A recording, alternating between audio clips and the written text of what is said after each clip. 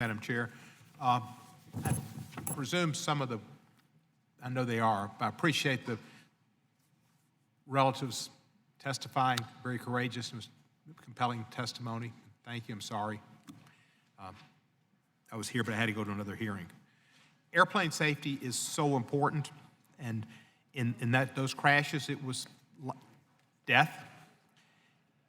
It's a serious matter, and the public deserves the right to know when decisions to increase profit margins have an impact on their health and safety. With the MCAS, and that happened, but it all happens in other places as well.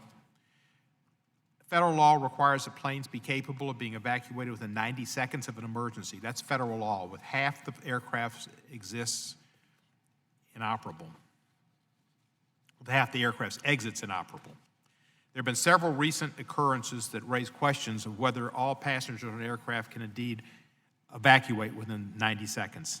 In 2016, the NTSB concluded that it took at least 2 minutes, 21 seconds, 51 seconds longer, over half the time longer than the FAA assumes is the correct time for 161 passengers to evacuate a lightly loaded American Airlines flight.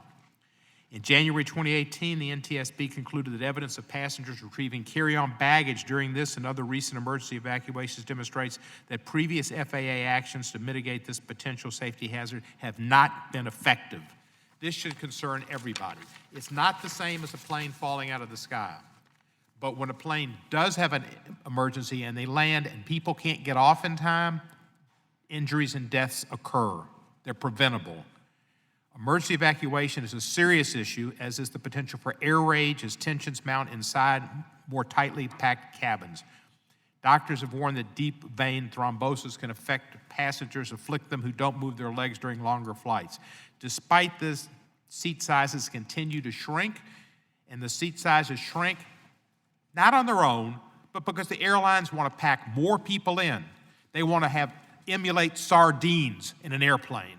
They pack people in their sides, in front. You can't cross your legs. You can't get out.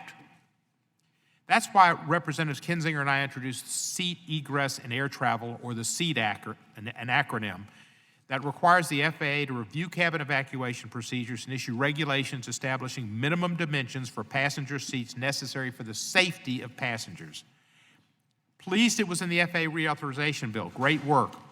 9 months since it passed into law, and it appears very little action has taken place. This is something that could save lives, and in 9 months since the Congress said do it, nothing has apparently been done. Is it Schultz? Schultz. Schultz. You're the acting director of Office of National Safety, National Transportation Safety Board. As mentioned in Mr. Bassani's testimony, it appears zero action has taken place on implementation of the SEAT Act. Has the FAA begun working with the NTSB on implementation of the SEAT Act? Well, thank you for your question. We have been contacted by the FAA, but I would say that there's additional conversations that is going to ensue. I think it's at the planning stage, would be our assessment, but we have been contacted. And after 9 months after Congress said to do it, and lives are in the balance, and you're in the conversation stage, hello, how are you? I'm here at the University of Michigan as a freshman. Nice to meet you. Don't you think you ought to take some action by now? Well, certainly the FAA requirement that was in the legislation is clear. We have made a number of recommendations, and we continue to work proactively with FAA to have those implemented. But from our standpoint, we are remaining fully open and ready to receive that work with FAA. Can I ask you to try to call them and urge them to start to act on behalf of the flying public? We absolutely, on a routine basis, interact with them to promote and advocate for those recommendations, for our recommendations. Thank you. Ms. Bassani, in your written testimony, you discussed the importance of the SEAT Act and how important it is for FAA to review cabin evacuation procedures. Can you expand on why the implementation is so important and how a new review of cabin evacuation procedures could positively affect your members? Thank you for the question, Congressman Cohen. First of all, I want to thank you for spearheading that act. It's one of the single most important things that flight attendants find that we need right now and that our passengers need. Safety is so important. And like I said earlier, safety is in our DNA. It's so important that we enact this sooner rather than later, because the airlines are smashing seats into these airplanes. Come on, and when I talk to them as the president of my union and say, this is ridiculous, we have a seat right up on an emergency exit on one of the newer planes. We have to almost sit in a passenger's lap to arm and disarm that door. And you know what they say in response? Oh my God, if we have to remove that seat, that equates to $500,000.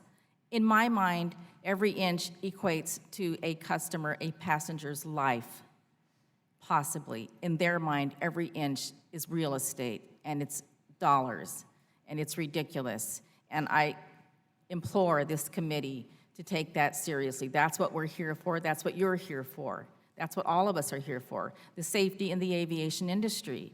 And when I see the frustration of Congressman Cohen, you can triple that for us out here that have to deal with this every single day. And the reason why we know why our passengers are enraged. Come on, by the time they get on the flight, first of all, they're already traumatized by the whole travel experience, and we inherit them, and it's our job.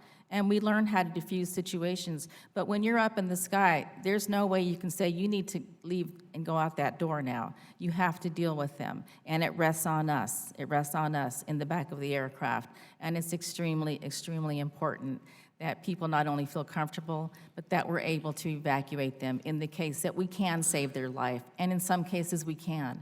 And Congressman Cohen very eloquently stated some of those cases that have happened recently. I thank you very much for listening. Thank you. And in closing, this is like the 737 in regards that they don't want to use actual people to test it, like simulators would be best. They want to do a computer study and have people who are all 150 pounds, 5'9", and just ran a marathon getting off the plane in perfect tennis With shoes. a service animal, like a donkey. Thank you, Mr. Right. Cohen. You're welcome. I recognize Mr. Fitzpatrick for 5